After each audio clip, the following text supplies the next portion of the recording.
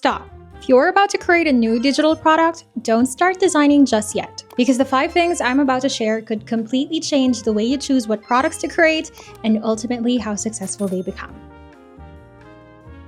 A lot of people think success with digital products comes down to having great design skills. And while that certainly helps, I'd argue that choosing the right product is even more important. Because even the most beautiful design can't save a product that nobody was looking for in the first place. The good news is that there are a few simple things you can do to validate an idea before you invest hours creating it. So let's go through the 5 things I would check first. The first thing I would do is look for multiple successful shops selling a similar product. Now, when I say successful shops, I'm talking about shops that show signs people are actually buying from them. Things like a healthy number of sales, positive reviews, listings with lots of favorites, products that have been added to carts frequently, or even products that have sold multiple times in the last 24 hours. Because one successful listing doesn't necessarily tell you very much. Maybe that seller has a huge audience.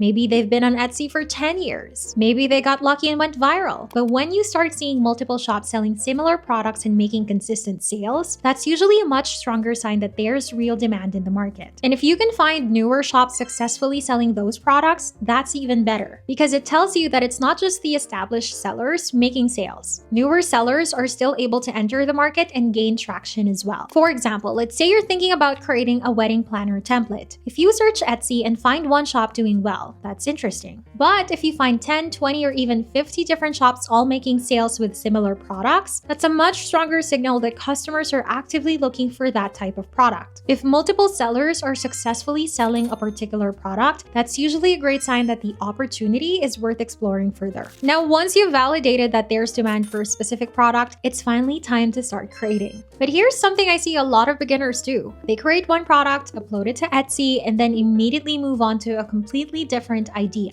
Instead, if you found a product that's already selling well, I actually want you to lean into it. Don't just create one version. Create multiple variations, different color palettes, different styles, or even matching products that all belong in the same collection. Not only does that give your customers more options, but it also increases your chances of creating another bestseller. Now, normally creating all of those variations can take a lot of time, but Kittle recently released a feature called Agentic AI that makes this process much easier. All you have to do is describe what you want in plain English, and Kittle handles the rest. It writes the full prompt for you, chooses the right settings, and generates a finished design, all from just a few words. Let me show you what I mean. So I'm going to start with a wall art design that I personally created. Now let's say I want to expand this into a collection for my Etsy shop by creating different variations of the same design. Instead of starting from scratch, I'm simply going to select my design, open Agentic AI, and type this prompt. Create 4 variants of this wall art design. Keep the idea, but be creative and imagine 3 significantly different layouts and quotes. I actually made a typo here. I meant to write 4 significantly different layouts and quotes,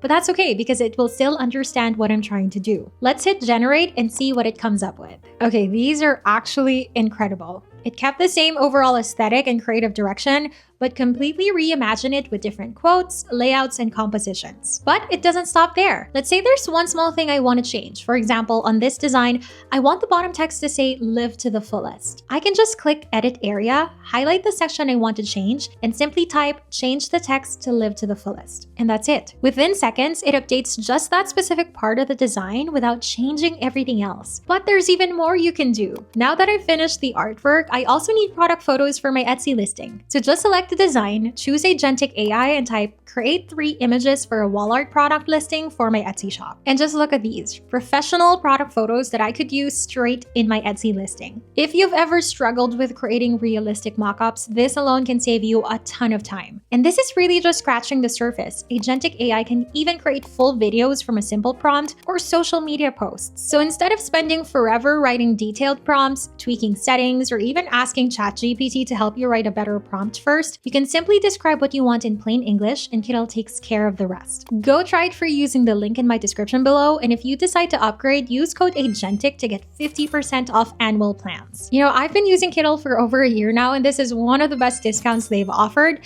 so be sure to take advantage of it while it's available. It's only for a limited time. The second thing I would look at is the purchasing power of the audience you're selling to, because not all markets are created equal. Some audiences are already accustomed to spending money to solve their problems, while others are much more price sensitive. For example, a business owner looking for a client onboarding template might think nothing of spending $50 if it saves them time. On the other hand, someone shopping for a simple wall art printable might be much more conscious of price. In one of my previous videos, I mentioned that one of my favorite markets to sell to is business owners. And that's because business owners are often willing to invest in tools and resources that can help them save time, make money, or grow their business. Their purchasing behavior is very different from someone who is simply buying something for entertainment or personal enjoyment. When there's a clear return on investment, the buying decision often becomes much easier. Now, that doesn't mean other niches can't be successful. There are plenty of sellers doing incredibly well in other markets. Just understand that some markets naturally have deeper pockets than others. And while you can absolutely succeed in either, markets with higher purchasing power often gain traction faster, while more price-sensitive markets may take longer to build momentum. The other thing I would consider is the opportunity cost. In other words, if you're going to spend the next 20 hours creating a digital product, is that the best use of those 20 hours? For example, let's say you spend 20 hours creating a 100-page workbook for business coaches. Depending on the market, that product might sell for $30, $50, or even more. Now compare that to spending those same 20 hours creating a bundle of wall art printables. Because of pricing and competition in that market, you might only be able to sell that bundle for $5 or $10. Both products require the same amount of effort to create, but they don't necessarily have the same revenue potential. This is why I always encourage people to think beyond whether a product will sell and start thinking about how much it can realistically earn. Because if your goal is to build meaningful income from digital products, selling 100 products at $2 each is very different from selling 10 products at $50 each. Before you commit to creating a product, ask yourself whether the earning potential justifies the amount of time you're about to invest. Because not all digital products create the same return for the same amount of work. The next thing I would do is analyze the top listings and look for gaps in the market. Once I've confirmed that people are actually buying a particular product, I like to study the listings that are already performing well. What features do they include? What do their mockups look like? How many pages are included? How are they packaging and presenting the product? But more importantly, I want to know what they're missing. One of my favorite places to look is the review section. I'll often read through both the positive and negative reviews to see what customers are saying. Are people asking for additional pages? Are they requesting different color options? Are they confused about how something works? Are there common complaints showing up over and over again? Sometimes the best product ideas come from simply listening to what customers